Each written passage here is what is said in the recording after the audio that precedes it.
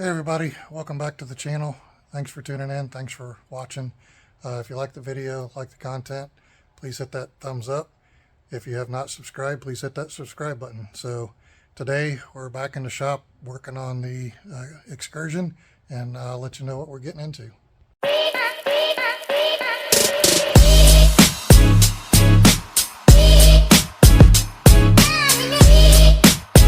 All right, so we got the 2000 excursion back in the shop. We got a couple check engine lights on, and so let me show you what we're doing today. So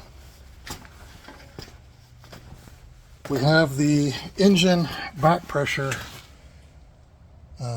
exhaust back pressure check engine light on, or code. So you can't really see it, but we're taking that, it's that line right there. So it hooks up down here off the exhaust manifold down here, and then up here in the engine compartment. Can't really see it real good, but it hooks in down there somewhere. I'll get you a better shot here. I think there it is. So we're gonna take that off and see if it's clogged up or what the deal is. Then the other thing we got to check out, because it's squawking, a map sensor. So here's the map sensor right here. So we're going to trace this vacuum line and see what we can see there. So let me get into this, and I'll be back in a second. All right, so here is the back pressure exhaust sensor tube. It's actually in one piece, but I just have to see if it's clogged up, and once I figure that out, that'll tell me if it's this tube is the problem or if the sensor is the problem. So I'm going to figure that out. It wasn't actually as bad to get to as I thought it would. The one on top wasn't that fun, but wasn't nearly as bad as what it said. So let me figure out if this is the problem or not, and I'll be right back. All right, so we found the problem. I wiped this end off with alcohol and whatever else I had here in the shop, and tried to blow through this line, and there's no air coming through this line.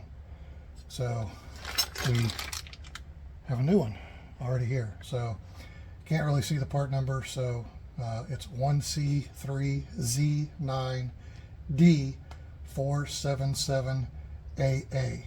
So that's the new part number.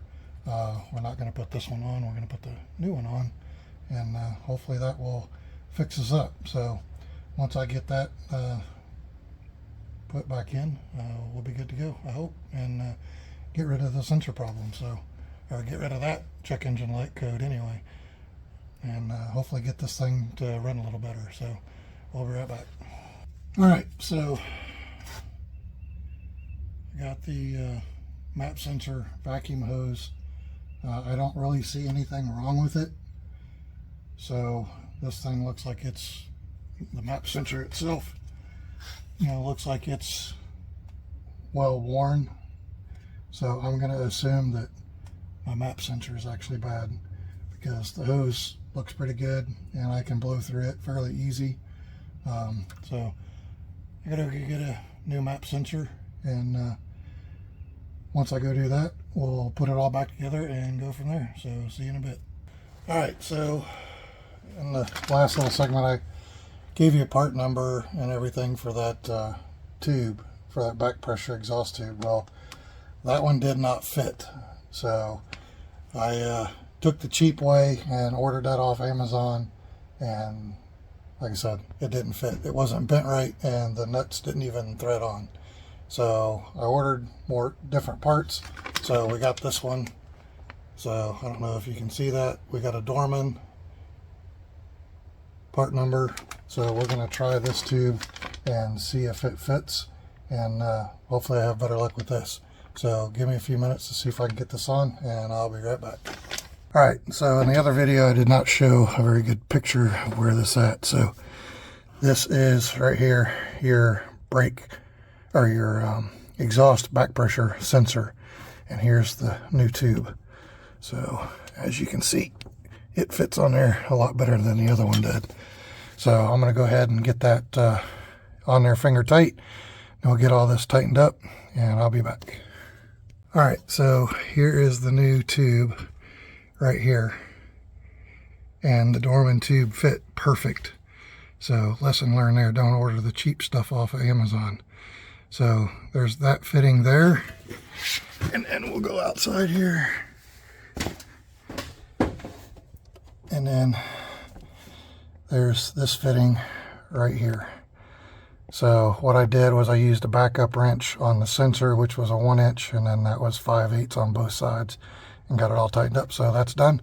So on to the next project. So as you remember, we pulled the map sensor off from back there, and we pulled the tube off. And even though there's nothing really wrong with the tube, it's pretty stiff. And then I read, if you can read it, it says do not use under hood. So I went ahead and bought some new vacuum line for this. This is the old sensor that I pulled off, and here is the new Motorcraft part. So, and there's the part number we're putting on. So we're going to get this put on, the new tube or new vacuum hose hooked up, and we'll be right back. All right, so we got the new map sensor on, got the vacuum hose hooked up, got the plug hooked up, and then buried underneath here, got the vacuum hose hooked to the turbo. So this thing is done. We plugged this plug back in that we unplugged before. So we are going to put the tire and everything back on this thing and see if she's fixed. So I'll be back in a minute. Okay, so here we go. We got the tire back on, and getting ready to go take this thing out for a test drive. Pretty sure nothing's going to be wrong, but we'll see. So that's going to wrap it up for this video. So thanks for watching. Thanks for tuning in. If you've not subscribed, please hit that subscribe button. If you like the video, like the content, please hit that thumbs up, and make sure you share. And we'll be back with the next one. Thank you.